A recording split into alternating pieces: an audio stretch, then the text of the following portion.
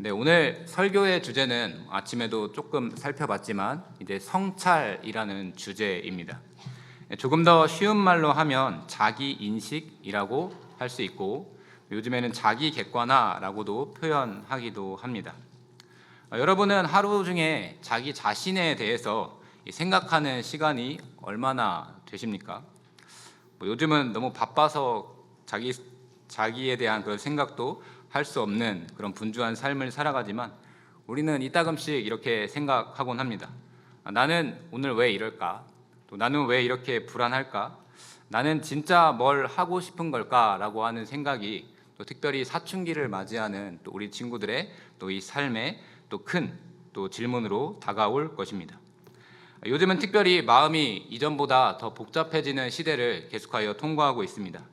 SNS를 보면 남들은 다 잘 사는 것 같고 또 나는 조금 뒤처지는 것 같은 느낌이 들고 또 짧고 강한 여러 가지 자극들로 인하여서 우리의 마음이 자주 흔들리기도 하는 것입니다. 그렇게 세상은 계속하여 우리들에게 말합니다. 네 마음이 시키는 대로 해. 그리고 너 자신을 믿어. 그리고 내 생각이 정답이야 라고 이렇게 말입니다.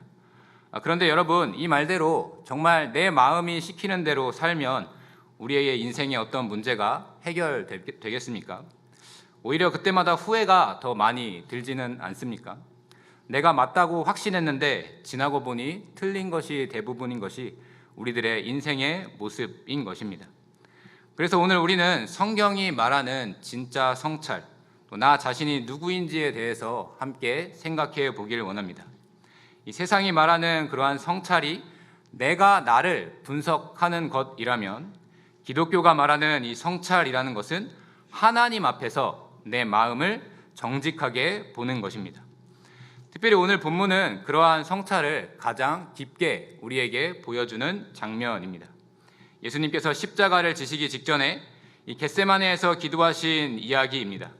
이 겟세마네라는 이 말은 기름을 짜는 틀이라는 뜻입니다. 그 이름처럼 예수님은 이곳에서 마음과 영혼이 눌리는 고통 속에서 기도하는 모습을 우리는 볼 수가 있습니다.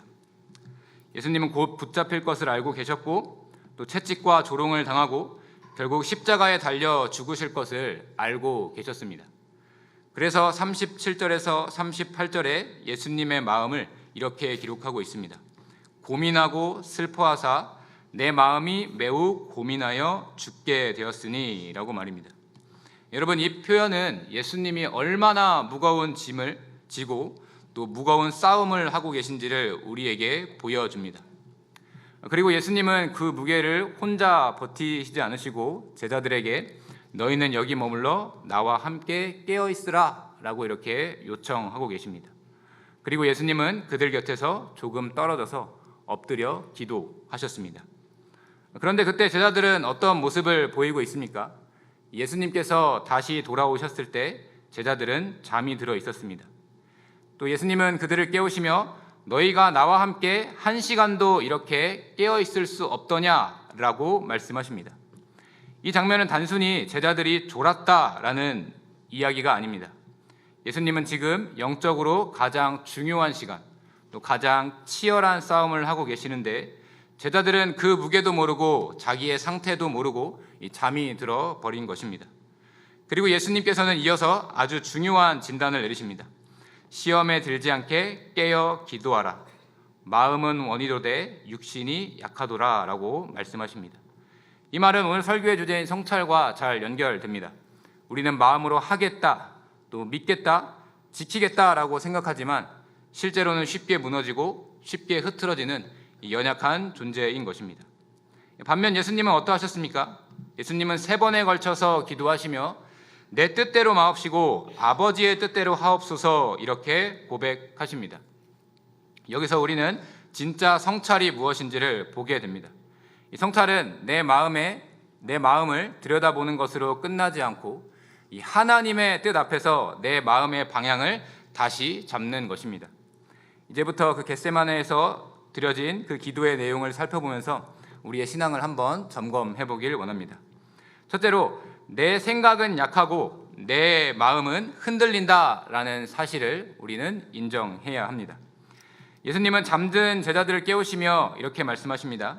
시험에 들지 않게 깨어 기도하라. 마음은 원이로되 육신이 약하도다. 네, 이 말씀은 예수님께서 제자들의 모습을 통해서 우리 인간의 상태를 정확하게 보여주는 말씀입니다. 네, 우리는 마음으로는 원합니다. 잘하고 싶다, 또 믿음 있게 살고 싶다, 또 죄를 끊고 싶다, 또 좋은 사람이 되고 싶다라고 이렇게 이야기를 합니다. 그런데 실제 삶에서는 우리는 쉽게 무너집니다. 하고 싶은 것을 하지 못하고 하지 말아야 할 것들을 반복하는 것입니다. 예를 들면 공부해야 하는 걸 아는데도 자꾸만 핸드폰을 들고, 또 말조심을 해야 하는 걸 아는데도 순간 욱해서 말이 튀어나가고, 또 기도해야 하는 걸 아는데도 내일 하지 뭐라고 하면서 미루게 되는 것입니다. 그럴 때 우리는 나는 내가 생각하는 것보다 약하다, 나는 약한 존재이다 라는 인식을 가져야 합니다. 기독교적 성찰은 이렇게 시작됩니다. 이 제자들의 모습을 한번 보시길 바랍니다. 그들은 예수님을 너무나 사랑했고, 또 베드로는 죽기까지 따르겠다라고 말하기도 하였습니다. 하지만 겟세마네에서는 잠들고 위기가 오자 도망가는 모습까지 보입니다. 이것은 단지 제자들의 문제가 아니라 오늘날 저와 여러분들의 실제적인 현실의 모습입니다. 네, 우리는 종종 나 자신을 과대평가합니다. 나는 절대 안 무너진다. 또 나는 괜찮아. 또 나는 이 정도는 이겨낼 수 있어 라고 말합니다. 그런데 실상 작은 시험 하나만 와도 우리의 마음은 흔들리고, 또 우리의 생각이 흐려지고, 우리의 선택은 결국 무너지고 맙니다. 그래서 이 신앙은 내가 강하다라고 하는 그 자신감 위에 세워지는 것이 아니라 나는 약하다, 그래서 하나님이 필요하다라고 하는 그 겸손 위에 세워지는 것입니다. 나는 약하다라는 이 고백은 나의 그 자존감을 내려놓는, 나의 그 자존감을 깎는 말이 아닙니다.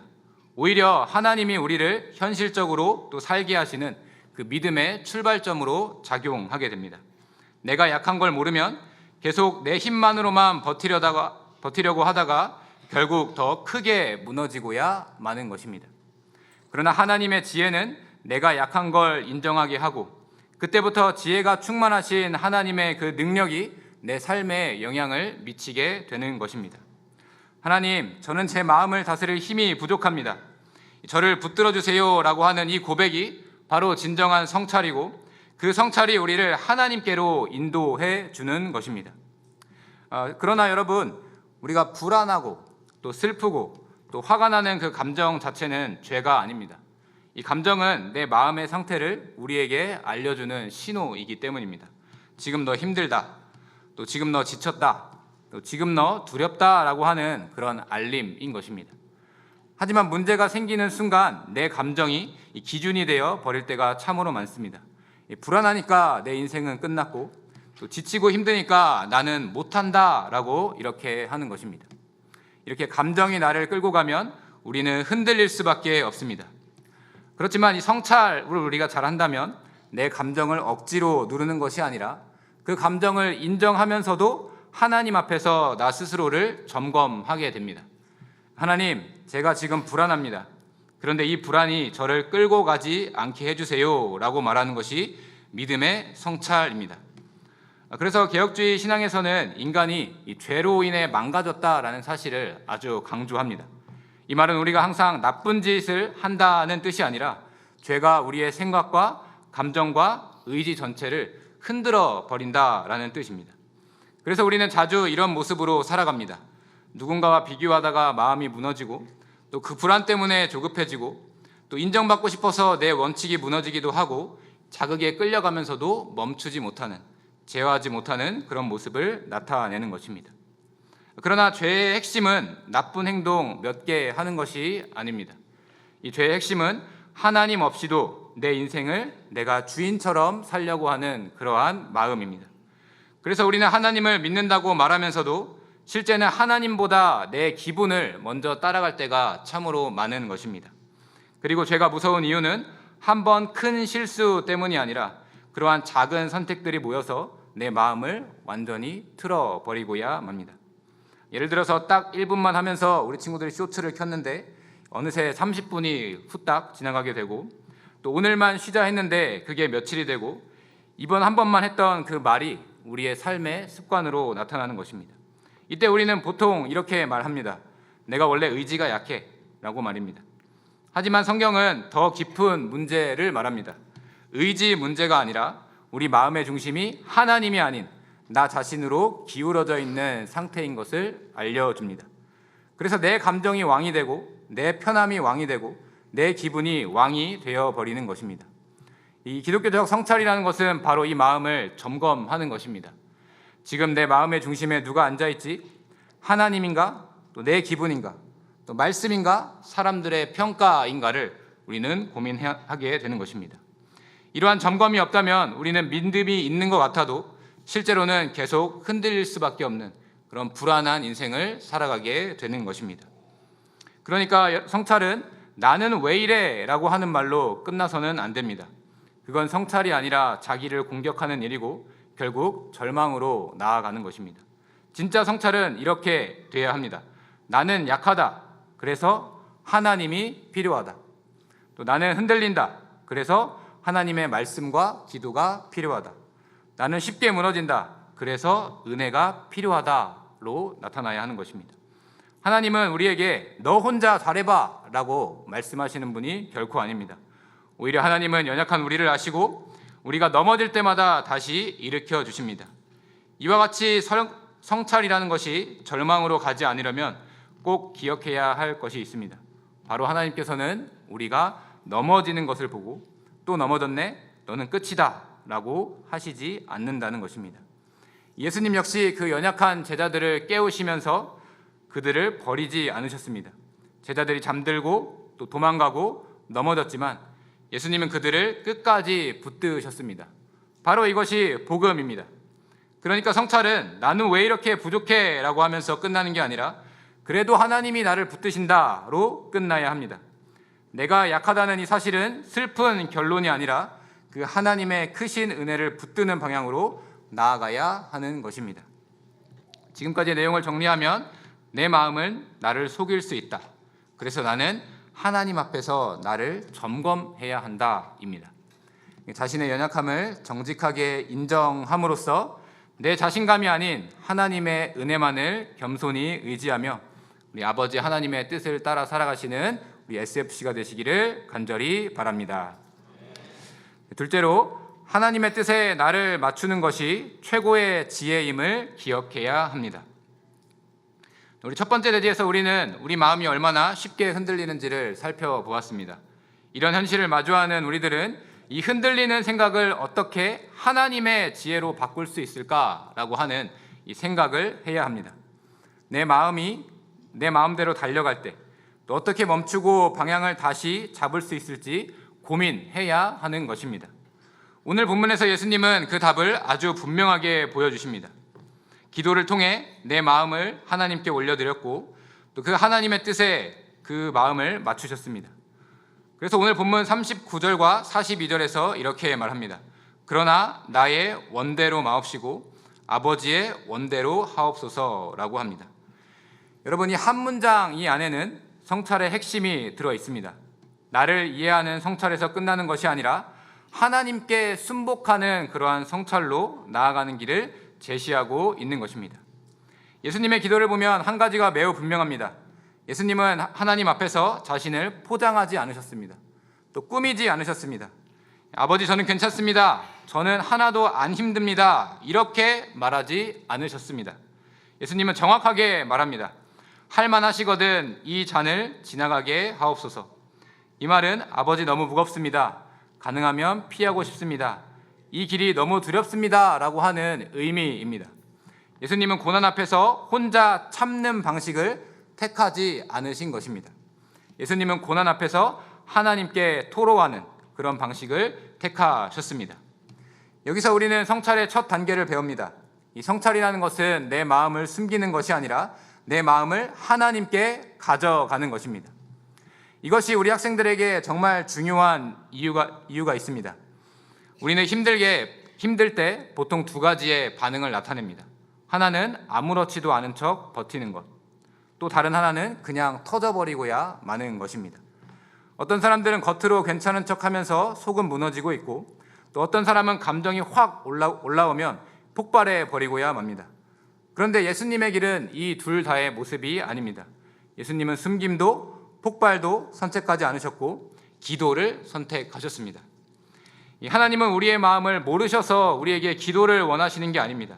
하나님은 이미 우리의 모든 것을 다 아시는 전지하신 분이십니다. 그런데도 하나님이 기도를 원하시는 이유는 기도가 단지 정보 전달이 아니라 그 아버지 하나님과 관계를 맺는 일이기 때문입니다. 또한 우리 인생의 방향의 전환이며 우리의 흐트러진 마음을 정렬하는 하나님의 방법이 바로 기도인 것입니다. 여러분, 예수님의 기도에서 가장 중요한 지점은 그러나 내 뜻대로 마옵시고 아버지 뜻대로 하옵소서라고 하는 고백입니다. 여기서 그러나라고 하는 내 인생 또 내 마음의 왕좌가 바뀌는 순간입니다. 우리 사람의 마음에는 항상 왕좌가 있습니다. 그 왕좌에 누가 있느냐에 따라서 그 사람의 삶이 결정됩니다. 내 감정이 앉으면 감정이 왕이 되고, 내 욕심이 그 자리에 앉으면 욕심이 왕이 되고, 사람들의 평가가 앉으면 인정이 왕이 되고, 두려움이 앉으면 그 불안이 내 마음의 왕이 되는 것입니다. 그런데 예수님은 그 왕좌에 아버지의 뜻이 앉게 하셨습니다. 아버지, 제 마음은 이렇습니다. 그러나 제 마음이 왕이 되지 않게 하겠습니다. 하나님의 뜻이 왕이 되게 해주세요 라고 고백하셨습니다. 이것이 바로 기독교 성찰의 완성인 것입니다. 성찰이라는 것은 내가 이런 마음이구나를 아는 데서 멈추는 것이 아닌 것입니다. 내 마음을 하나님께 드려서 하나님의 뜻이 내 삶을 이끄는 상태로까지 나아가는 것입니다. 그래서 우리는 성찰을 이렇게 정의해야 합니다. 성찰은 내 생각을 붙들려고 하는 능력이 아니라 아버지 뜻을 붙들려고 하는 믿음이다 라고 말입니다. 여기서 학생들이 자주 오해하기 쉬운 것이 있습니다. 하나님의 뜻대로 산다고 하는 것은 내가 하고 싶은 것을 다 포기하라 라고 하는 뜻인가요? 라는 질문을 할 수가 있습니다. 그러나 여러분, 하나님은 우리를 로봇처럼 만들지 않으셨습니다. 이 하나님의 뜻은 너 하고 싶은 거 다 버려 라고 하지 않으셨고, 너를 살리는 길로 인도하시겠다라고 말씀하셨습니다. 하나님의 뜻은 때로는 나의 감정과 충돌하지만 결국 그것은 나를 망하게 하는 방향이 아니라 나를 살리는 방향으로 이끌어 주시는 하나님의 방법입니다. 그리고 그 지점에서 우리에게 필요한 것이 바로 그러나라고 하는 이 접속사입니다. 무엇보다 예수님의 그 겟세마네 기도는 단순한 기도의 모범이 아니었습니다. 바로 하나님의 구원이 시작되는 자리였습니다. 예수님이 말씀하신 그 잔은 그냥 힘든 고난 정도가 아님을 우리는 너무나 잘 압니다. 이 성경에서 잔은 죄에 대한 심판, 이 하나님의 진노를 가리킵니다. 그러니까 예수님은 단지 아픈 일을 피하고 싶어서 그렇게 하신 것이 아니라 우리의 죄가 받아야 할 무게를 대신 받으러 가시는 그 길 안에서 그 깊이를 온몸으로 느끼고 계셨던 것입니다. 그런데 예수님은 어떻게 하셨습니까? 도망가지 않으셨습니다. 중간에 멈추지도 않으셨습니다. 예수님은 그러나라고 하시면서 아버지의 뜻에 자신을 온전히 맡기셨습니다. 이것이 바로 복음을 따르는 삶입니다. 만약 예수님이 여기서 내 뜻대로 하겠습니다 라고 하셨다면 우리는 여전히 죄 가운데 남아서 하나님의 진노를 그대로 받았을 것입니다. 하지만 예수님은 자신의 안전보다 또 자신의 편안보다 우리를 살리는 아버지의 뜻을 선택하셨습니다. 그러니까 우리가 신앙생활을 할 때 가장 중요한 고백은 이것입니다. 주님, 제가 주님께 순종할 수 있는 이유는 제가 강해서가 아니라 주님께서 이미 저를 위해 순종하셨기 때문입니다. 여러분, 성찰은 결국 복음으로 우리를 인도합니다. 내 마음을 보는 것으로 끝나지 않고 예수님의 순종을 바라보는 것으로 끝나야 하는 것입니다. 예수님의 그러나가 우리의 생명이 되었고 그 그러나가 우리의 소망이 되었습니다. 그렇다면 우리는 일상에서 이 그러나라는 것을 어떻게 실천해야 하겠습니까? 이것은 거창한 결심이 아닙니다. 짧은 순간의 선택에서 시작되는 것입니다.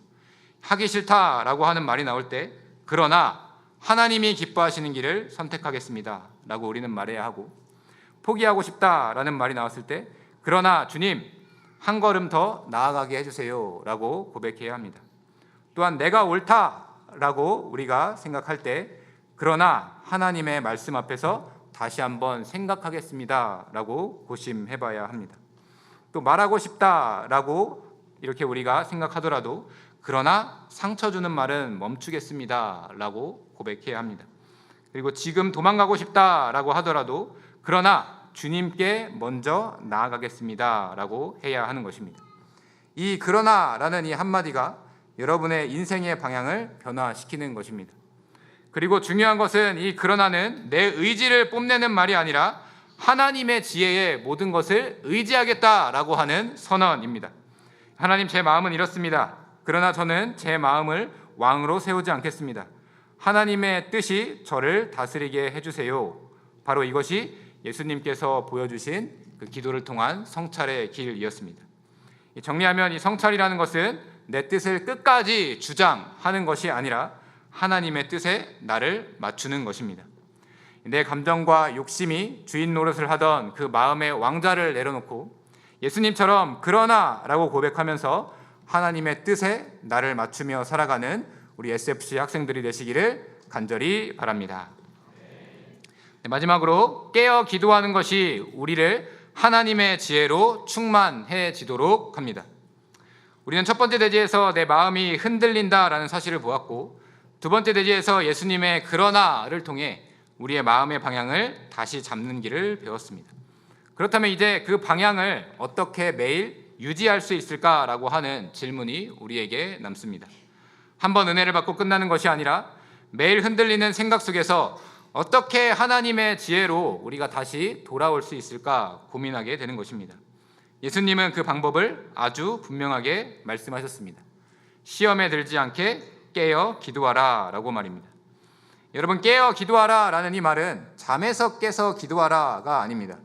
이 말은 영적으로 정신을 차리고 내 마음의 상태를 점검하고 하나님께 붙어 있으라 라고 하는 뜻입니다. 사람은 몸이 깨어 있어도 그 영은 잠이 들고 있을 수 있습니다. 반대로 몸이 피곤해도 영은 깨어 있을 수 있습니다. 그럼 영적으로 잠든 상태는 도대체 어떤 모습이겠습니까? 우리의 생각이 하나님 없이 흘러가도 아무렇지도 않은 상태, 또 죄가 마음에 들어오는데도 이 정도는 괜찮지라고 넘어가는 상태, 또 내가 무너지고 있는데도 멈추지 못하는 상태가 바로 우리의 영이 잠든 상태입니다. 예수님은 이 사실을 분명히 아셨습니다. 그래서 제자들에게 깨어있으라 라고 말씀하신 것입니다. 여러분, 깨어있다 라고 하는 것은 내 마음이 어디로 가고 있는 것인지 그 성찰을 통해서 알아차리는 것입니다. 지금 내 마음이 분노로 가고 있네. 지금 내 마음이 조급함으로 끌려가네. 또 지금 내 마음이 두려움 때문에 작아지고 있네 라고 하는 나의 상태를 알아차리는 그 순간부터 바로 우리가 깨어있는 순간으로 나아갈 수가 있는 것입니다.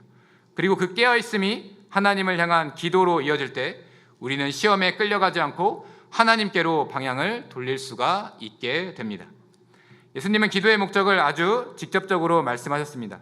시험에 들지 않게 깨어 기도하라 라고 말입니다. 우리는 기도하면 보통 이렇게 생각합니다. 기도하면 문제가 해결된다. 기도하면 상황이 바로 바뀌게 된다. 물론 하나님은 상황도 바꾸실 수 있는 전능하신 분입니다. 하지만 예수님이 강조하시는 기도의 1차 목적은 바로 이것입니다. 시험에 빠지지 않게 하라. 즉, 기도는 사후 처리보다 이 사전 예방에 가까운 것입니다. 시험은 대부분 갑자기 찾아오는 것 같지만 사실 많은 경우 아주 서서히 우리에게 다가옵니다.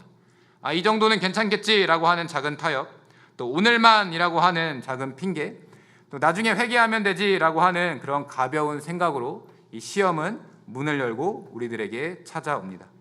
그래서 예수님은 시험에 든 다음에 울부짖어라 라고 말씀하시지 않고 시험에 들기 전에 깨어 기도하라 라고 말씀하신 것입니다.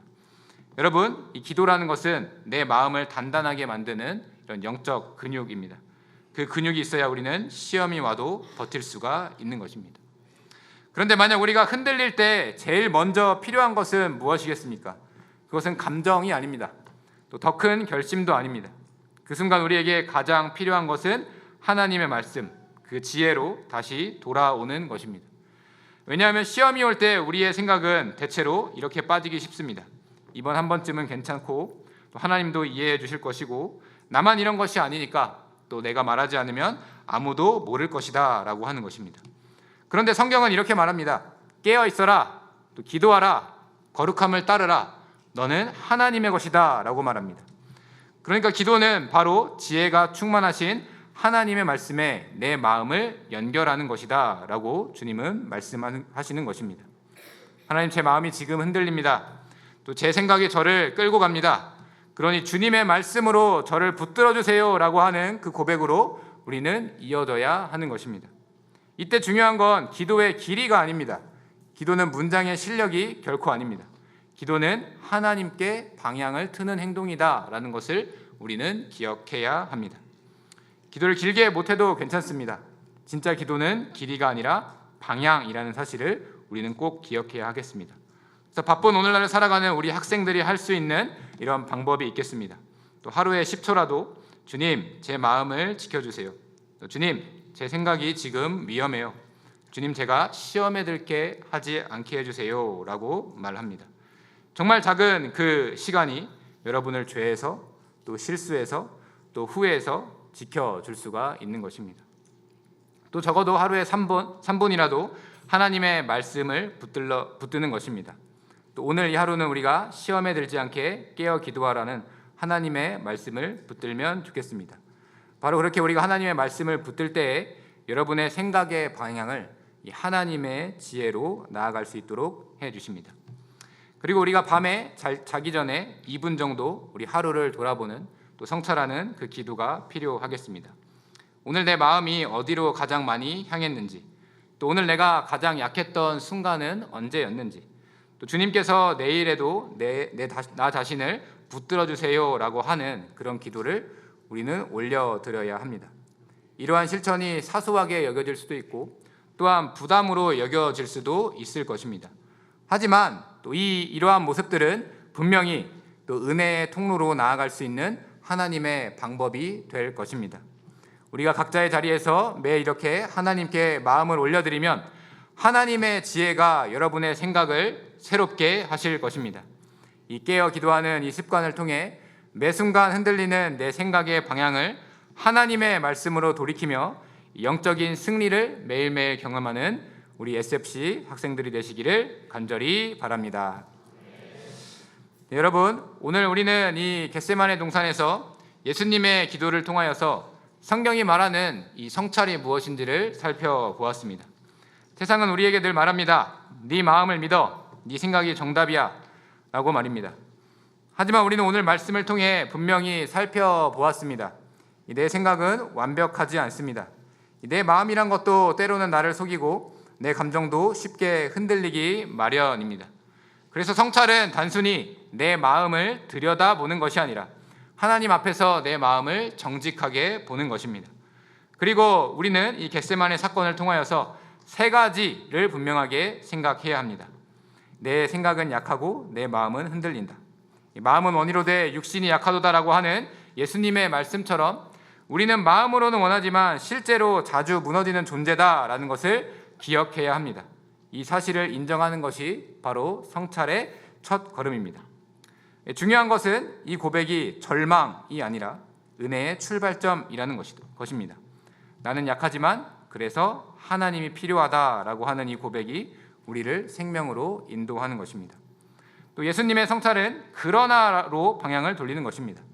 예수님은 겟세마네에서 그러나 내 뜻대로 마옵시고 아버지의 뜻대로 하옵소서라고 기도하셨습니다. 이 성찰은 이렇게 완성되는 것입니다. 내 마음을 인정하는 것으로 끝나지 않고 오늘 내 삶의 주인이 누구신지를 다시 세우게 되는 것입니다. 내 기분이 왕이 되지 않게 하고 내 욕심이 왕이 되지 않게 하고 사람들의 평가가 왕이 되지 않게 하고 하나님의 뜻이 내 마음에 왕좌에 앉게 하는 것, 이게 예수님이 보여주신 성찰이었습니다. 예수님의 그러나가 우리의 구원이 되었습니다. 예수님이 끝까지 순종하셨기에 우리는 새 생명을 얻었습니다. 또 깨어 기도하는 사람이 하나님의 지혜로 생각하게 된다는 사실도 배웠습니다. 예수님은 시험에 들지 않게 깨어 기도하라 라고 말씀하셨고 우리가 매일 하나님의 지혜로 살아가기 위해서는 한 번의 결심만으로 부족하다라는 것을 알려주셨습니다. 이 깨어 기도하는 그 습관으로 하나님께 돌아가는 것이 우리에게 필요합니다. 시험은 늘 갑자기 찾아오는 것 같지만 대부분은 작은 틈에서 시작됩니다. 그래서 하나님은 우리에게 넘어진 다음에 후회하라가 아니라 넘어지기 전에 깨어있으라라고 말씀하시는 것입니다. 너무 길지만 이것을 세 단계로 짧게 요약하면 이렇습니다. 한번 따라해 보겠습니다. 인정하기. 네, 하나님 제 마음이 지금 흔들립니다 라고 우리는 인정해야 합니다. 또 두 번째로 점검하기. 네, 하나님 제 생각이 진짜 맞는지 말씀으로 비춰주시기 바랍니다. 그 다음에는 드리기입니다. 그러나 제 뜻대로 마옵시고 아버지 뜻대로 하옵소서라고 고백해야 합니다.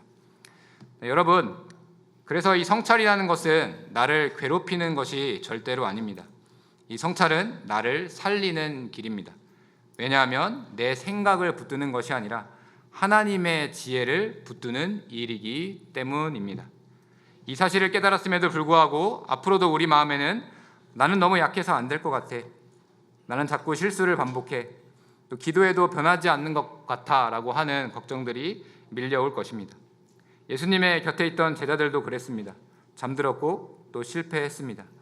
그렇지만 예수님은 제자들을 버리지 않으셨습니다. 예수님은 끝까지 순종하셨고 끝까지 그들을 붙들어 주셨습니다. 그러니까 여러분, 우리의 신앙은 나는 완벽하다라는 고백이 아니라 예수님이 나를 붙드신다라는 고백 위에 서야 합니다. 흔들릴 때마다 이 겟세마네의 예수님의 모습을 기억해야 하는 것입니다. 내 마음이 무너질 것 같을 때 예수님은 기도하셨다. 내 뜻이 폭주할 때 예수님은 그러나로 방향을 돌리셨다.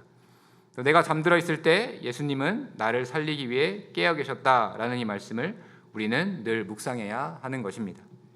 늘 실패하는 우리를 끝까지 붙드시는 이 예수님의 그 사랑과 또 그 놀라우신 은혜를 기억하고 나의 유한한 생각이 아닌 하나님의 영원한 지혜를 매일 구하며 이 아버지 되신 하나님의 뜻을 각자의 삶에 터전해서 기꺼이 따르는 우리 제신의 SFC가 되시기를 이 시간 주님의 이름으로 간절히 축원드립니다.